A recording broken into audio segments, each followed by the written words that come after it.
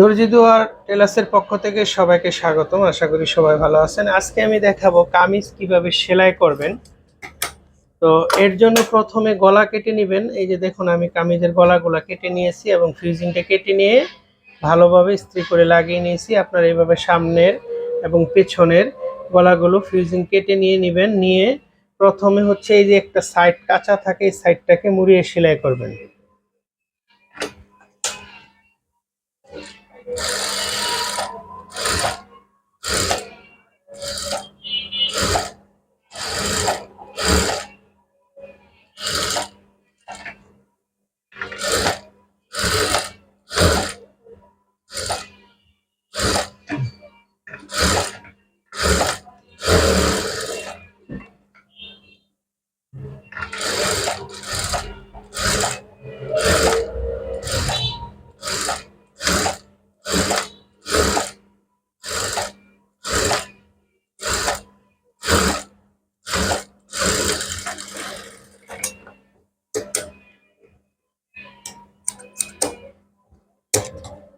এবার কামিজের গলাটাকে দুইটা সমান করবেন, এরকম সমান করে মাঝখানে একটা সেন্টার করে নেবেন, যাতে বডির সেন্টারের সাথে এই সেন্টারের মিল থাকে।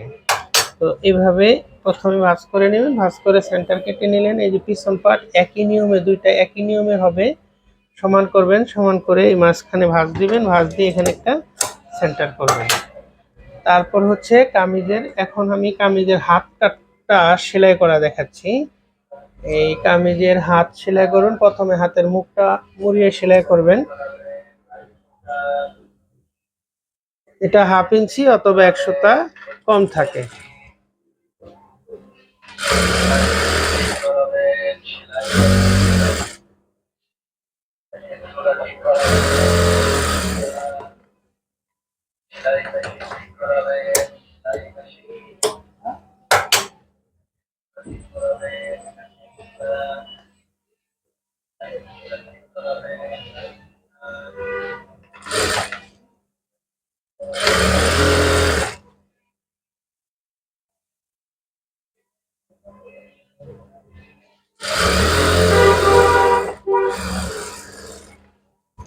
এরপর সাইডে লব একটা সেলাই দিবেন। হাতের মুখে দুইটা সেলাই থাকবে।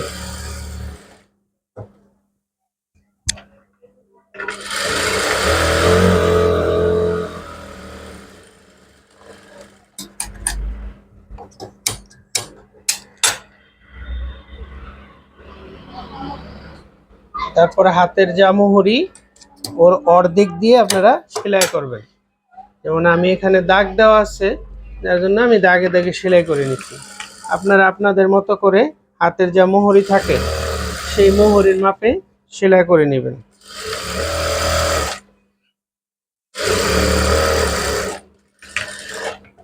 এখানেও ডাবল সেলাই দিবেন।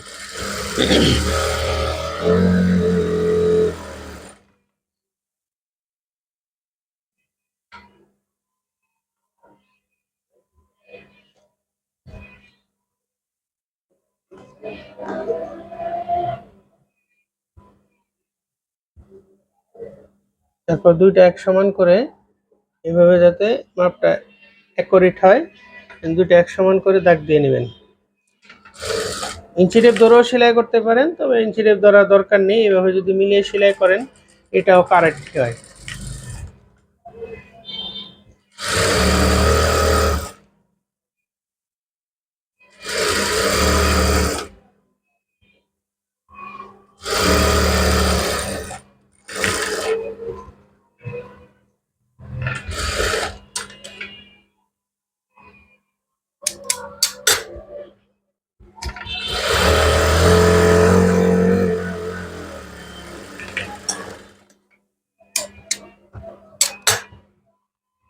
এই দেখুন, দুইটা হাত সেলাই হয়ে গেল। এখন হচ্ছে সামনা পাট নেবেন। সামনা পাট নিয়ে এভাবে খুলে, তারপরে যে মাঝখানে যে ভাঁজটা দেওয়া আছে কাটিং করার সময় যে ভাঁজটা থাকে, এই ভাঁজের সাথে গলার যে ভাঁজটা আছে এই ভাঁজটা মিলিয়ে নেবেন। মিলিয়ে এখন ফিউজিং এর নিচে দিয়ে, মানে ফিউজিং এর উপরে সেলাই দিবেন না, ফিউজিং এর সাইড দিয়ে সেলাই করে যাবেন।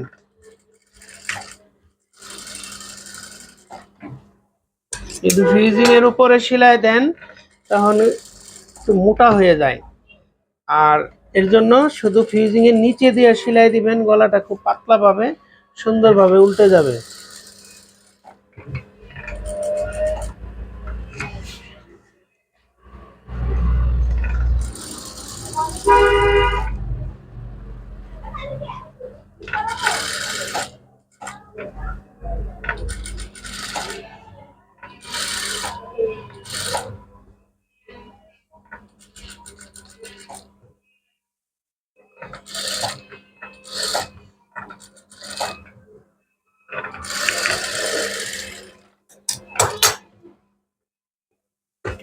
এই দেখুন গলা সেলাই করে নিলাম। এখন গলার পাশে অল্প একটু কাপড় রেখে চতুর্দিক দিয়ে বাড়তি কাপড়টা কেটে ফেলে দেবেন।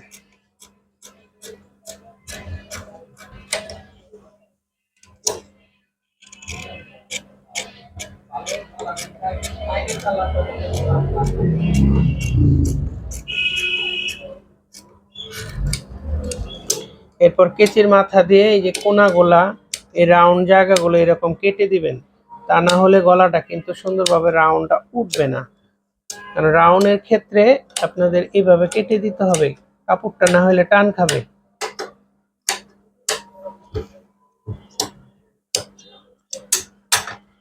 এরপর এরকম উল্টায় নেবেন।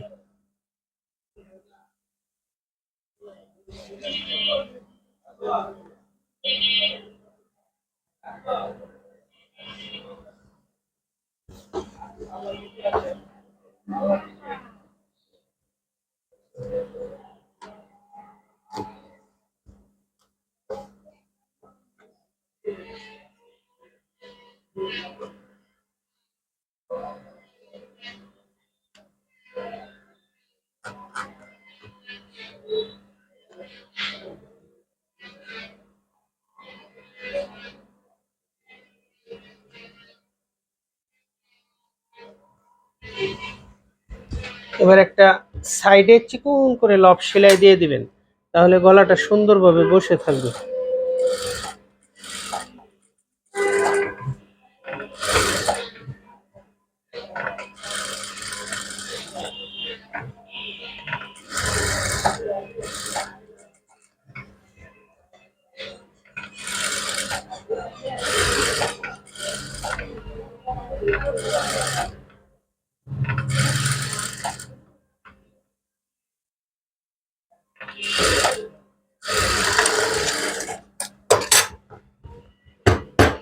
এখন গলা বানানো হয়ে গেল। এই নিয়মে কিন্তু আপনারা গলা সেলাই করবেন। গলা এই নিয়মে সেলাই করলে খুব সুন্দর গলা উঠবে, ছোট বড় কোনো কিছুই হবে না। এরপর নেবেন হচ্ছে পিছনের পাট। পিছনের পাটটাও ঠিক একই নিয়মে পিছনে যে ভাঁজটা আছে সেই ভাঁজের সাথে গলার ভাঁজের সাথে মিলিয়ে নেবেন। মিলিয়ে, যেহেতু পিছনে তো ডিজাইন থাকে না, গোল গলা থাকে, সহজ আরো সহজ হয়ে যাবে আপনাদের জন্য। কামিজের সামনের গলা বানাইতে পারলে পিছনের গলা একদম সহজ। আর আমি যেভাবে বলছি ফিউজিং এর নিচে দিয়ে সেলাই করবেন, গলাটা কেটে নেবেন। আর যদি গলার ডিজাইন চান বা ডিজাইন গলা কিভাবে কাটে জানতে চান, তাহলে আমার চ্যানেলে অনেক ভিডিও আছে কিভাবে গলা কাটবেন এবং কত মাপে কাটবেন সবকিছু দেওয়া আছে। আপনারা চাইলে ওই ভিডিওগুলো দেখে এসেও গলা কেটে তারপর কামিজ সেলাই করতে পারেন, তাতে আপনাদের গলা কাটিং নিয়ে কোনো সমস্যা হবে না।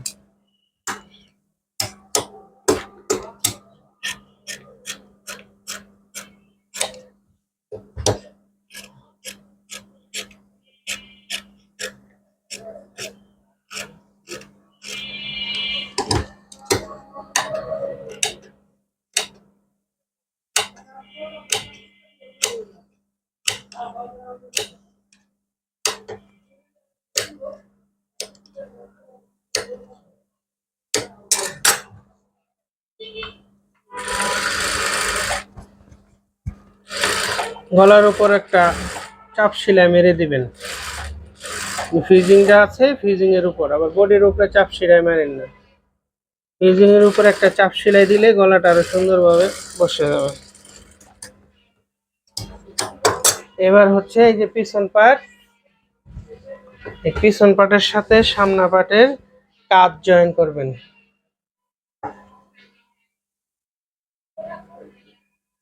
আমি যেভাবে ধাপে ধাপে বোঝাচ্ছি আপনারা ঠিক সেই ধাপে ধাপে সেলাই করবেন।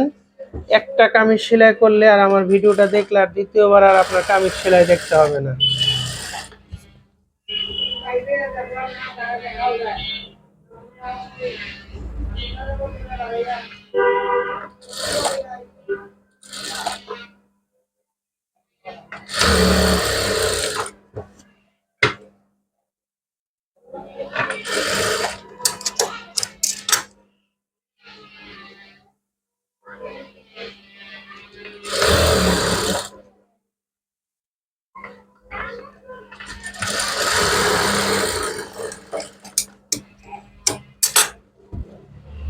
দুইটা কাজ জয়েন দিয়ে নিলাম।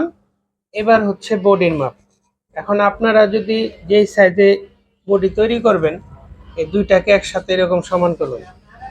এই সমান করে পুরোটা এরকম করে ফেলবেন। তারপর মাস্টার তো আপনাকে কামিজ কেটে দেবে, কামিজ কেটে স্লিপ দেবে। যেমন এটার বডি হচ্ছে 45, তাহলে এর অর্ধেক হচ্ছে 22.5। এই যে 22.5-এ আমি সেলাই করতেছি।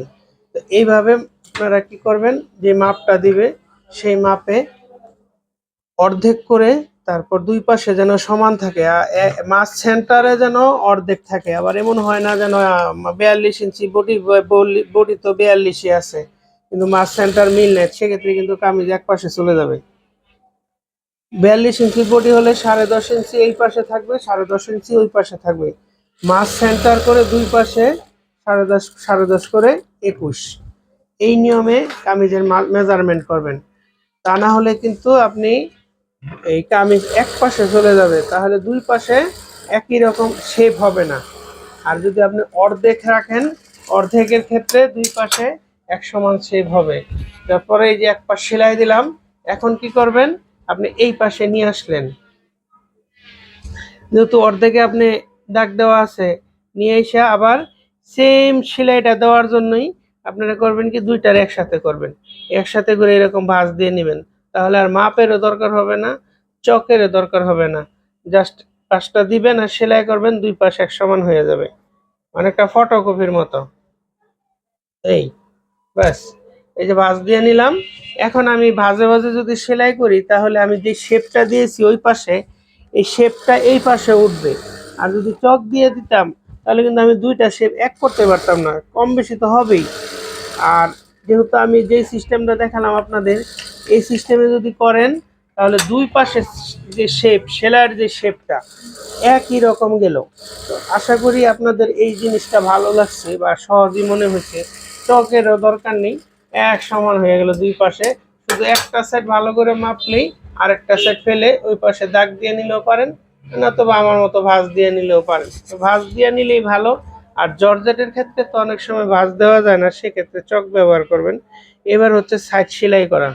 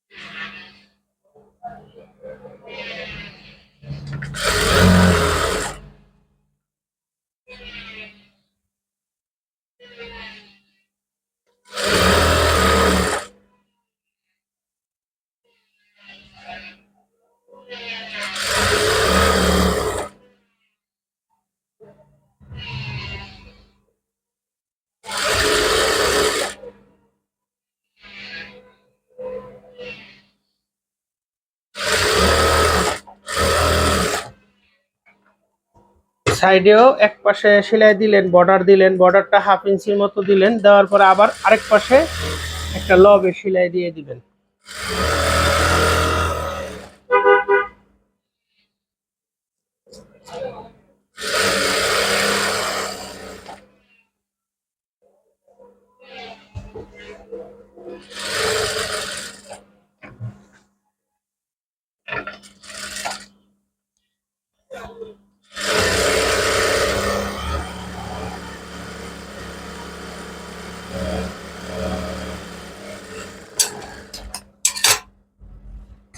এক পাশে সেলাই হলো, এবার আরেক পাশ একই নিয়মে দুই পাশে সেলাই হবে এবং চিকন মোটা যেন না হয়, তাহলে কামিজ খারাপ দেখা যাবে। আপনি দুই পাশে যেন একরকম সেলাই দেন, মোটা দিলে দুই পাশেই একরকম মোটাই হবে। তো আমি দুই পাশ সেলাই করে নিয়েছি এবং এই যে নিচের ভাঙাটাও সেলাই করে নিয়েছি। আপনার এবার দুই সাইড সেলাই করবেন, নিচের ভাঙাটা সেলাই করবেন।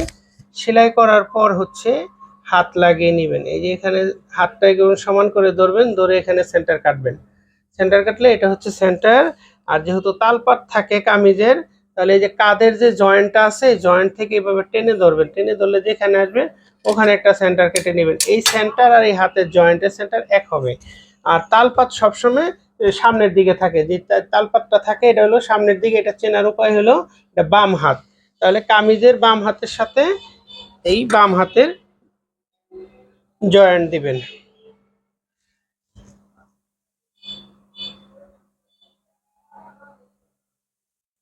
আর এই বাম হাত লাগালেও লাগানোর সাথে সাথে আমার ভিডিও শেষ হয়ে যাবে, কারণ ডান হাত আর বাম হাত একই নিয়মে লাগাতে হয়। আপনাদের ওটা সেলাই করে দেখানোর দরকার নেই। যদি আমার ভিডিওটা ভালো লাগে আপনাদের কাছে, তাহলে আমার ভিডিওটাকে একটু লাইক দিবেন, সাথে শেয়ার দিবেন, আর আমার চ্যানেলটাকে সাবস্ক্রাইব করবেন, পাশে থাকবেন। আর যদি কোথাও বুঝতে সমস্যা হয় তাও কমেন্টের মধ্যে লিখবেন যে হ্যাঁ আমি বুঝতে পারিনি। আমি পরবর্তীতে আবার আরেকটা ভিডিও বানিয়ে আপনাদের বোঝানোর চেষ্টা করব। আর চ্যানেলটাকে অবশ্যই সাবস্ক্রাইব করবেন। আর নতুন কোনো ডিজাইন শিখতে চাইলে সেটাও বলতে পারেন, আমি আপনাদের ওইভাবে ভিডিও তৈরি করে আপলোড দিয়ে দেব।